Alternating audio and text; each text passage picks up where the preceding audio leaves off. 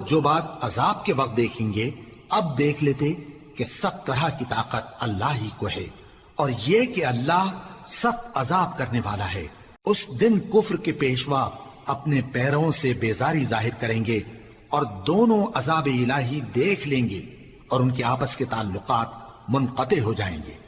یہ حال دیکھ کر پیروی کرنے والے حسرت سے کہیں گے کہ اے کاش ہمیں پھر دنیا میں جانا نصیب ہو، تاکہ جس طرح یہ ہم سے بیزار ہو رہے ہیں اسی طرح ہم بھی ان سے بیزار ہوں۔ اس طرح اللہ ان کے اعمال حسرت بنا کر دکھائے گا اور وہ دوزخ سے نکل نہیں سکیں گے۔ لوگو، جو چیزیں زمین میں حلال طیب ہیں وہ کھاؤ، اور شیطان کے قدموں پر نہ چلو، وہ تمہارا کھلا دشمن ہے۔